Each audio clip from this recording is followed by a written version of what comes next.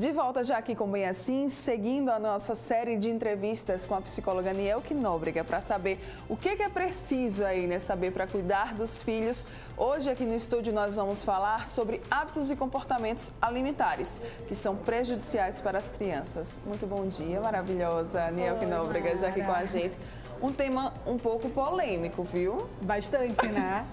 Porque todos nós temos uma opinião para dar, Sim. É um blog que a gente visualiza, é um programa de TV que você assiste e assim, as informações são bacanas nesse aspecto, no sentido de como elas estão sendo disseminadas, mas aí onde entra aquela história do nosso filtro, o que de fato é coerente, que tem bases, né, que tem evidências científicas. É algo que é bastante difícil para algumas famílias e aí a minha pergunta, antes da gente entrar de fato no tema é: os filhos, eles são reflexo dos pais até na alimentação, Nielke? Totalmente. Totalmente. E aí, essa não era bem a parte inicial, mas vamos lá.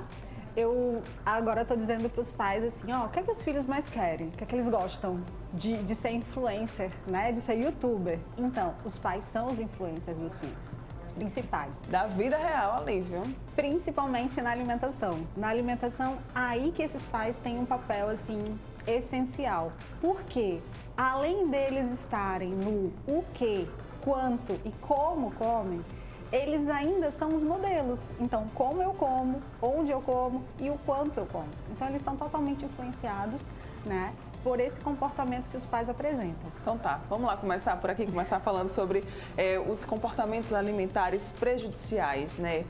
Uma das grandes preocupações que a gente vê enquanto sociedade, até porque os números nos falam sobre isso, é o sobrepeso e a obesidade das crianças, né? Isso, e é interessante da gente observar, porque assim, a questão da alimentação, ela não só vai nutrir na nossa necessidade, né? Eu digo que é o nosso combustível, mas ela também traz um limiar de equilíbrio para a saúde física e mental. E aí vamos pensar que o sobrepeso, ele está um pouco relacionado com o que é chamado de comer emocional. Então, às vezes, essas crianças, elas estão comendo não por fome, né? Elas até aprendem o quanto deve parar, porque isso no desmame, né? O bebezinho já aprende assim, ele se sente saciado.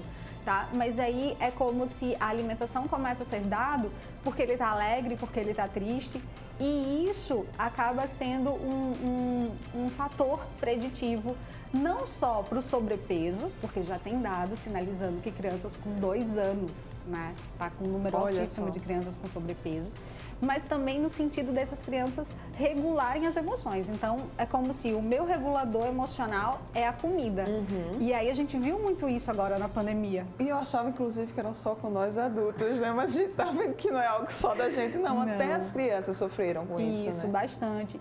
E se a gente parar para pensar, quantos de nós, vamos comer um chocolate, um doce, né? Eu mereço, o dia foi tão difícil hoje. Mas aí eu até comentava com os meus pacientes pequenos, os adolescentes, os adultos, eu disse, gente, mas não precisa ser a barrinha inteira. Que tal se a gente pegasse aquele tabletezinho e dividisse em 4? É até uma forma da gente socializar o chocolate e isso vai favorecer pra gente na questão de bem-estar. Mas dentro de um padrão de limites, de regras, de rotina, né? Só que aí eu vejo as pessoas comendo a barra inteira. Sim. Né? E aí é isso que eu vou reproduzir também, tá? É interessante, Mara, que a gente, além de pensar na questão do sobrepeso, a gente observe também essa questão da obesidade, porque o sobrepeso acaba sendo uma portinha para que essas crianças que não estão conseguindo, né, ingerir ou de forma adequada, né, essa ingesta de calorias, né, que elas não estão perdendo. Então, assim, isso acaba levando para um quadro de obesidade que a OMS já considera uma epidemia mundial. Sim. Porque nós temos 41 milhões de crianças obesas, então é muita gente, tá? É muita criança já sofrendo com isso. E se a gente para um pouquinho para pensar, esse fator acontece, essa nossa questão de como a gente se alimenta, é bem antes da gente nascer, tá? Porque lá dentrozinho ainda do útero da mãe, a gente vai ingerindo essas substâncias. E aí temos que pensar, por isso da divulgação que as pessoas estão fazendo tanto hoje em relação à primeira infância, né? Até os 6 anos. Porque essa mãe que ainda esse bebezinho tá lá, ele tá ingerindo, ele pode ter prejuízos ao seu nível de desenvolvimento, tanto para a desnutrição quanto para a obesidade. Muito bem, aí é que vem a preocupação, né? Isso. Como é que os pais eles podem, Niel, que ficar atentos? Existem sinais de que a criança ela está dependendo emocionalmente da comida ali para suprir ou enfim para esconder tantas emoções? Uma das características básicas que eu digo para os pais e que eu ensino para as crianças, principalmente as crianças ansiosas. Sim. Né? Eu falo para eles que o medo disfarçado de ansiedade leva a gente a atacar a geladeira. Então, assim, por que tu tá atacando a geladeira? Tu tem medo de quê? O que é que de repente está acontecendo contigo que você não está conseguindo lidar direito? Né? E aí a gente passa não só para esse medo do pequenininho, mas também tem dados na literatura que sinalizam que mães que têm um padrão alimentar muito rígido, né, elas favorecem o desenvolvimento de transtornos alimentares, de anorexia e bulimia na adolescência. Só. E aí esse pequenininho aprende do tipo, eu tinha uma pequena assim, que ela ia comer uma coisa, ela falava, tia, quantas calorias tem essa bala? Meu Deus. Aí eu falava, a tia não sabe, porque essa bala não tem a quantidade de calorias. Ela fala, tia, eu não posso comer bala, minha mãe não deixa. Então essa prática é muito restritiva. Isso não é legal, né? Então, assim, bala toda hora não é que é saudável, nem se deve, né? Dar bala o tempo inteiro para criança. Mas, poxa, uma bala durante o dia, será que não é possível, né? Essa mesma garotinha, ela podia comer chocolate, mas não podia ser chocolate com açúcar, né? Tinha que ser chocolate 80% cacau, super 100%. amargo. Que isso é legal de ser ensinado e que o nosso paladar normalmente não está preparado. Mas se essa criança, desde pequena, ela é ensinada, não tem problema nenhum. Isso é até mais saudável, tá? Mas é tudo uma forma como você faz, sem muita punição. O excesso acaba trazendo prejuízos para o desenvolvimento, né? E aí, no caso da anorexia, tem essa restrição total, né? Do tipo de controle do que eu posso e do que eu não posso. E da bulimia tem um comer demais e depois uma culpa, né? Então, se a gente para pensar no adolescente, como é que eles vão nos ver? Né? Do tipo, é a distorção da imagem, eu tô gordinha, isso não tá legal, né? Do tipo, tá errado comer isso, não posso. E normalmente isso foi um modelo aprendido, tá? E tem um outro dado também que é muito importante da gente pensar em relação à obesidade, quando a gente fala de criança, porque eu digo que crianças são os amores, elas são aquelas coisas fofinhas, mas elas são terroristas também. Então, se tem uma criança gordinha, ela é vítima de bullying, ela é vítima de discriminação, né? Ela é isolada. E aí isso pode acabar desenvolvendo nessa criança um quadro de depressão, um outro quadro de transtorno alimentar. Enfim, tem vários problemas aí. Eu lembro que quando eu estava vendo, assim, a gente fala mais de obesidade, de sobrepeso, de anorexia e bulimia, mas também tem outros quadros, né? Tem aquelas crianças, assim, o nome nem é tão bonito, mas se chama transtorno de pica, que são crianças que comem coisas que não têm nutrientes. Então, ela come barro, ela come a parede, né? Ela vai comendo coisas que não têm um valor nutritivo. Então, é importante que essas mães... Não é muito comum esse quadro, mas tem crianças que apresentam isso também. Olha só. Sobre essa questão dos transtornos alimentares, eu fiquei bastante mexida.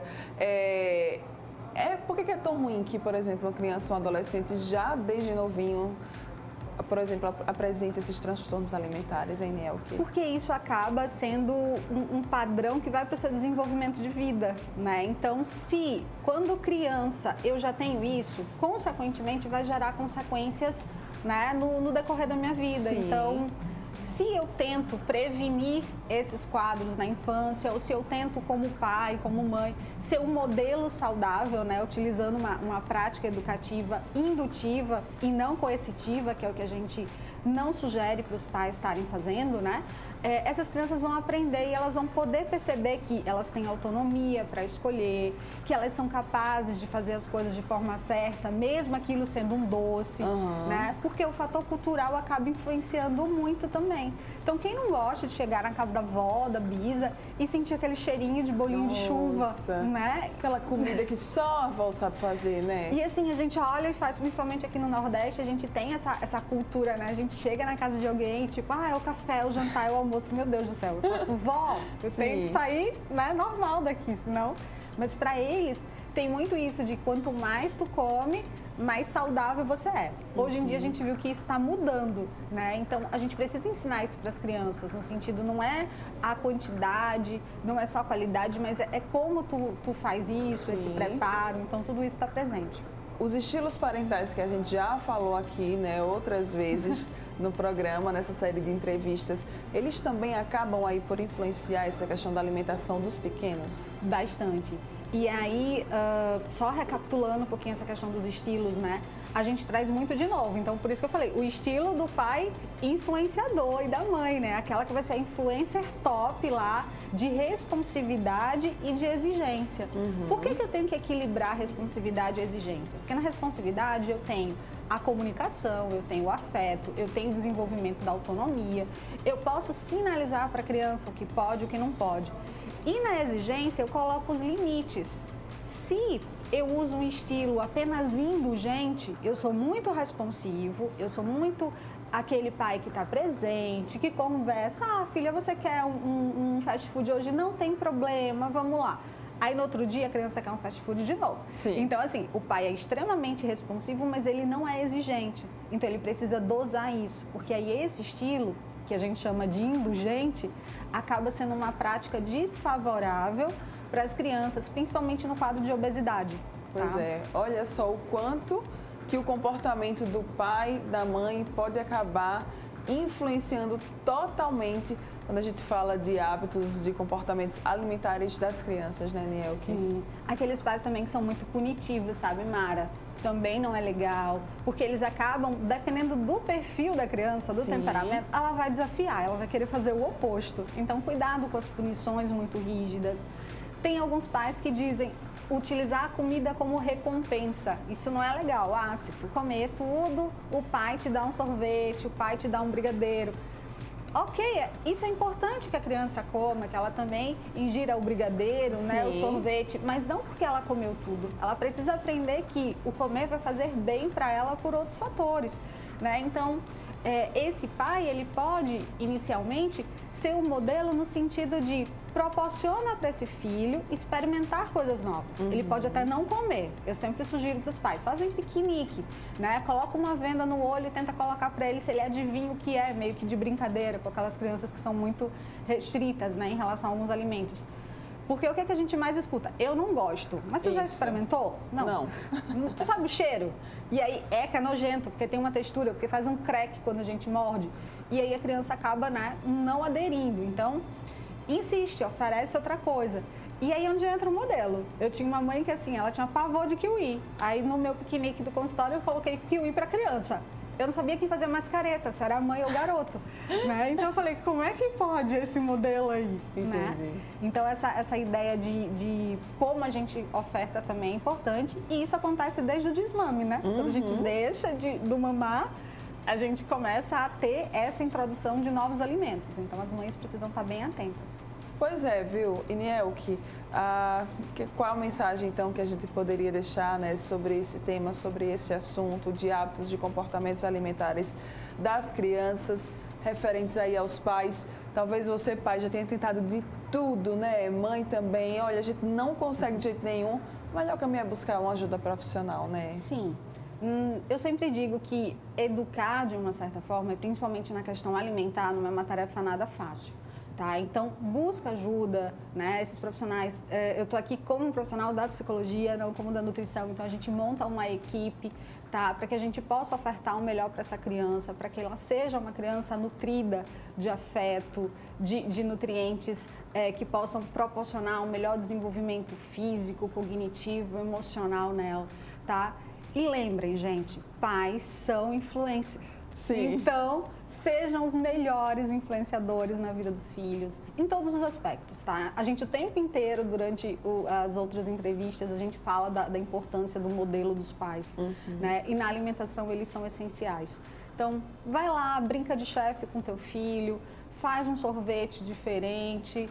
Vamos aproveitar esse momento que a gente está um pouco mais em casa, com uma flexibilidade, e desenvolve as tuas habilidades, as habilidades das crianças. Então, é possível.